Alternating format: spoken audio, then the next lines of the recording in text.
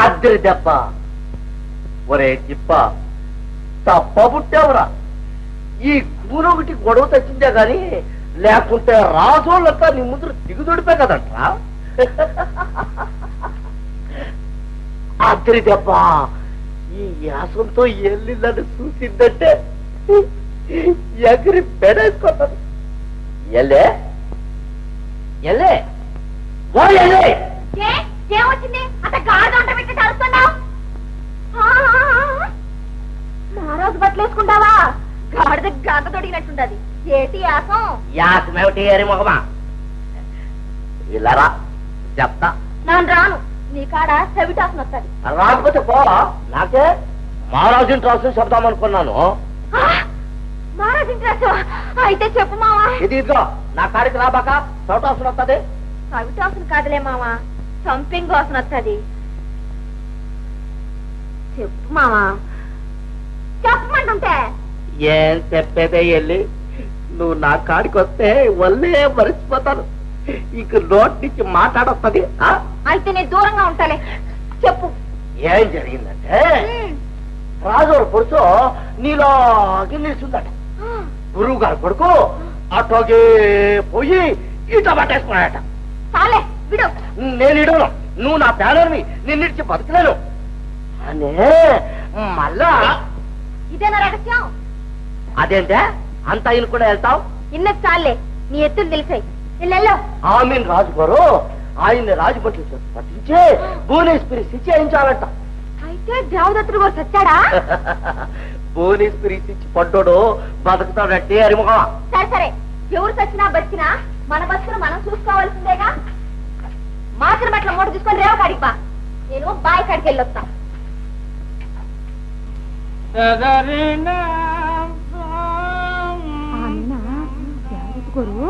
దివాణంలోకి వెళ్ళి రాజూరు కొడుకుని పెళ్లి చేసుకోమన్నారంట.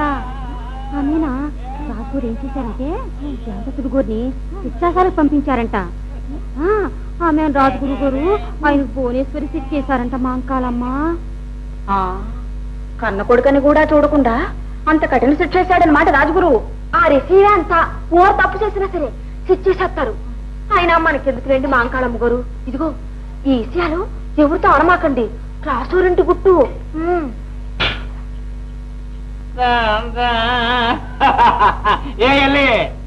ఏమంటున్నాడు మీ కూరుడు? నీ చెట్ల కొట్టమంటున్నాడు. ఏ ఎందుకు చుట్లు కొట్టారు? చెట్లు కొట్టబెట్టి పళ్ళు కూడా రాలబోతారు. పరాయడాన్ని చూసి పల్లికిలిస్తే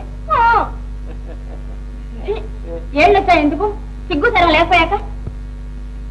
ఏమిటి ఏమిటి ఏమిటి ఏమిటి ఏమిటి ఏమిటి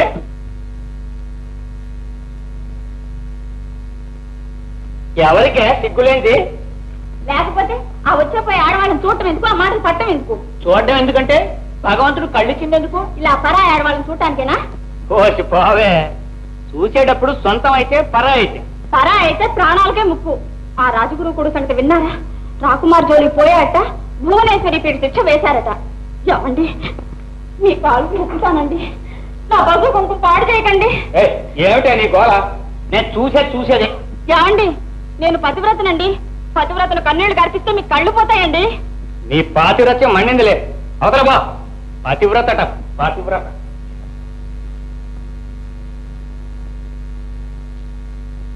ఏ నా పాతివ్రతానికి ఏం తక్కువైందని? సరే చూద్దరు గాని నా పాతివ్రత్యం ఏమిటో.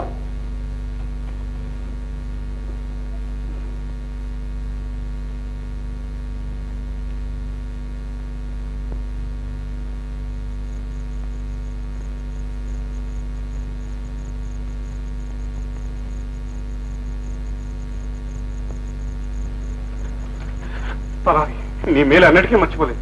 నాదేమో చెన్నయ్య గారు, పెద్దయ్య గారు రుణం ఈ విధంగానే నేను తీర్చుకోగలిగాను. ఇదిగో నోట్ తీసుకోండి. మహారాష్ట్ర వేసుకుని పెద్దయ్య గారి గురించి మనిషి వచ్చే వరకు ఇక్కడే తక్కుంది. బయటకు వచ్చే మాత్రం నా పని మీదకి వస్తుంది. లేదు,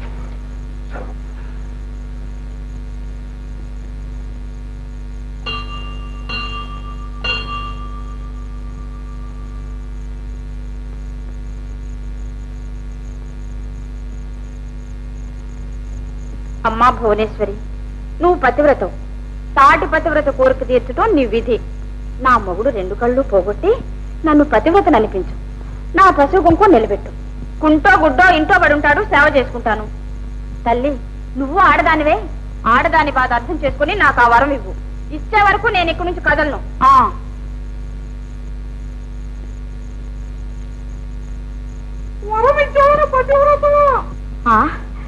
ఇచ్చావా తల్లి? వరం ఇచ్చావా? నా పాత్ర వచ్చి నిలబెట్టావా? అయితే 1000 కళ్ళ తల్లి, నీకు 2000 కాళ్ళ జీవాలను ఇస్తాను. వస్తాను.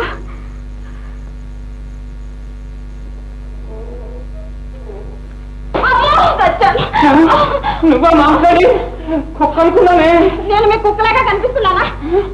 మొదలు కళ్ళు కనపడితేగా ఉన్నట్టుండి చూపు పోయింది. నిజంగానే? ఇవి ఎన్నేనండి? కళ్ళు కనపడక నేను ఏడుస్తుంటే ఏళ్ళుతావుతే ఏళ్ళు, వచ్చే అమావాస్యకి 33. అయితే మీకు నిజంగానే కళ్ళు కనిపించట్లేదు అనమాట. అయ్యో, అందుకనే చెప్పాను నేను పతివ్రతనండి, నా చేత కన్నీళ్లు కార్పెచ్చొద్దండి అని. విన్నారా? ఇప్పుడైనా తెలిసిందా నేనెవరో?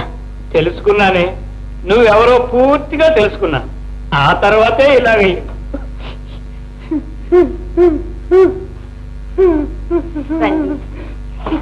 మీరెందుకండి బాధపడతారు? నేనున్నాను. రండి, మీరు మెదలకుండా కూర్చోండి. నేను సేవ చేసుకుంటాను. నా పతివ్రత ధర్మం నేను నెరవేర్చుకుంటాను.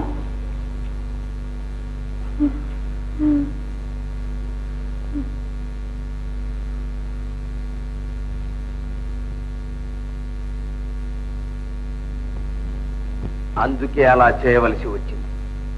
పూలమాలతో నిన్ను నిర్దోషిగా నిరూపించినాడు. మహారాజు తన కుమార్తెను నీకిచ్చి వివాహం చేస్తాడనేది కల్లా.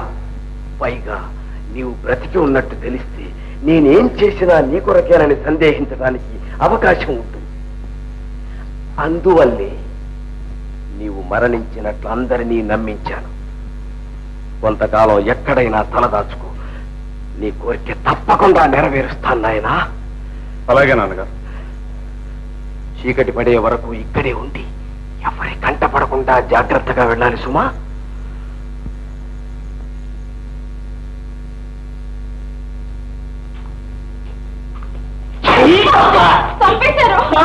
నువ్వటే కుక్క ఇంట్లోంచి వెళ్ళిపోతుంది అనుకున్నాను.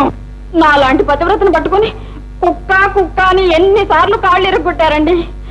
అయినా పడక తప్పుతుందా? పతివ్రతను పూజకెళ్ళొస్తాను. ఇల్లు జాగ్రత్త.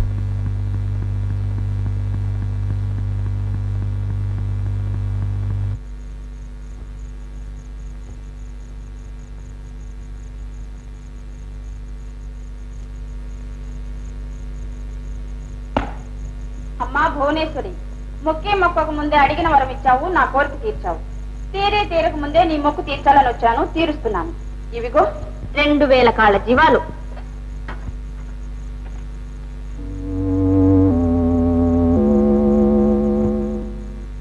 అమ్మా, నేను వెళ్ళొస్తాను. పతివ్రతాధర్మం పాటించాలిగా మరి.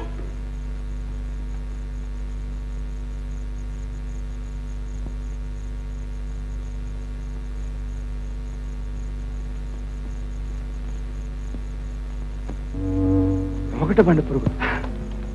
అమ్మా, ఎంత మోసం!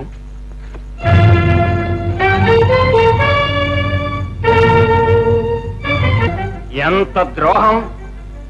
ఉండు, నీ పని చెప్తా.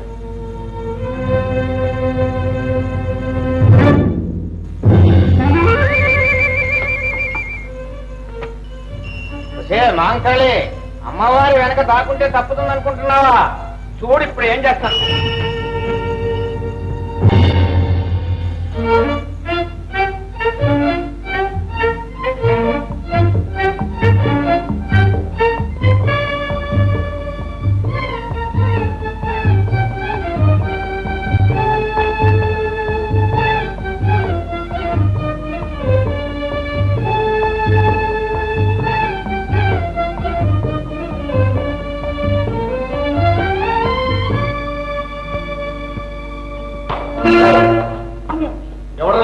బుజ్జినండి. అంటే బుజ్జిగానండి.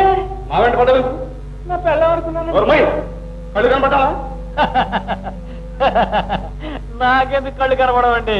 దానికోసం నా ఆటకు ఆడాను. అంతే. అయితే మొగుడు కళ్ళు పోవాలని మొక్కుకున్న ఆపతి వ్రతేనా నీ భార్య? పాతివ్రత బండాలను దాంతో వేగలేక తస్తున్నానండి. ఇంతకీ తమరెవరండి? నేనా? నేను పరదేశి. అయితే మీరు కూడా ఆడదాని బాధకు తట్టుకోలేకే పరదేశ్ అయ్యారా? కాదు, పగ సాధించడానికి పని పట్టడానికి. అయితే ఆ ఉపాయం ఏదో నాకు కూడా కాస్త చెప్పండి. నేను మా పతివ్రత పని పడతాను. నేను ఇక్కడ ఉండటం లేదు, వెళ్ళిపోతున్నా. నేను ఉండదలుచుకోలేదండి. ఉన్నానా?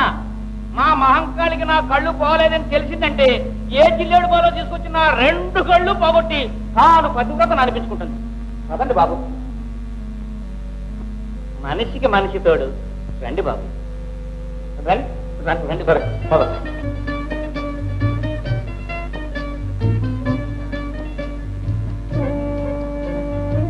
అబ్బా, ఇక నేను నడవలేను.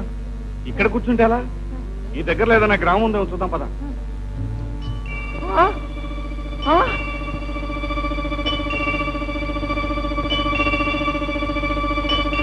ఏమిటిది? పల్లకి ఆకాశంలో ఎగురుతుంది.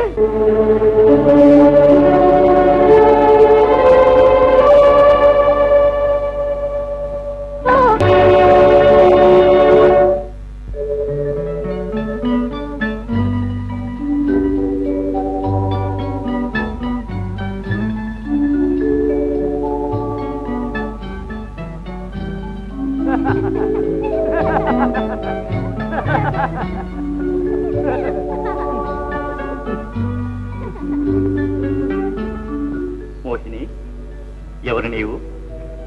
ఓహో, తెలియకే నా పేరు పెట్టి పిలిచావా? ఒంటరిదాన్నని కొంటిగా మాట్లాడడం కాకపోతే ఒంటరి దానివా? నీకేం కర్మ? నాతో రా, జంటగా జీవిద్దాం. అవును మోహిని, నేను అవంతిపురం నాగవర్మన్, ప్రఖ్యాత శిల్పి. విచిత్ర వస్తువులు చేసి మహారాజులకిచ్చి పారితోషికాలు పొందుతూ ఉంటాను. ఆ ఎగిరే పల్లకిని విచిత్రపురం మహారాజుకిచ్చి అర్ధరాజ్యం సంపాదించుకోవాలని పెడుతున్నాను. నాతో రా, హాయిగా రాజు రాణిలా జీవిద్దాం.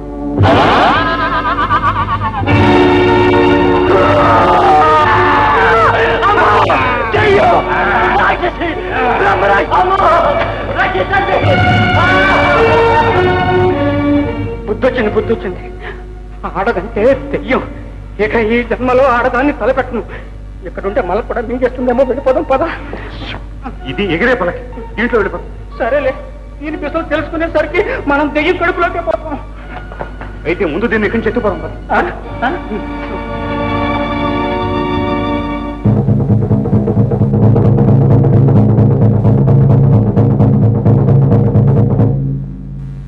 సకలమైన ప్రజలకు తెలియజేయడమేమనగా, నేటి 4వ దినం యువరాజు చంద్రసేనుల వారికి జన్మదిన మహోత్సవం జరుగుతుంది. వారికి కానుకగా ఇవ్వటానికి అపూర్వమైన వస్తువు ఏదైనా తెచ్చి ఇచ్చిన వాళ్లకు చిత్రసేన మహారాజులం గారు అర్ధరాజ్యం ఇస్తారు.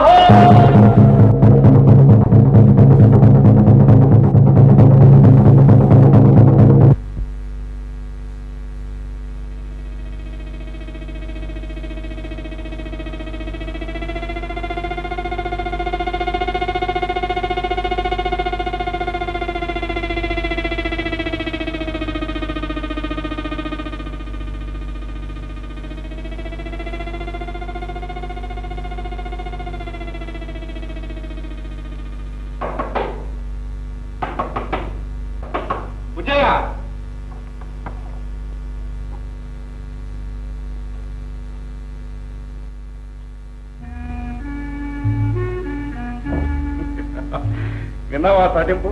విన్నాను. అపూర్వమైన వస్తువు తెచ్చిచ్చిన వాళ్లకు అర్ధరాజ్యం ఇస్తాడటగా ఈ దేశం మహారాజు. అవును. అన్నట్టు పల్లకి ఉపయోగించే విధం తెలుపనిట్టేగా? అబ్బే, ఆ బిస్సలు అంతు చిక్కందే, రేపు తెలుస్తా. అలాగా, సరే.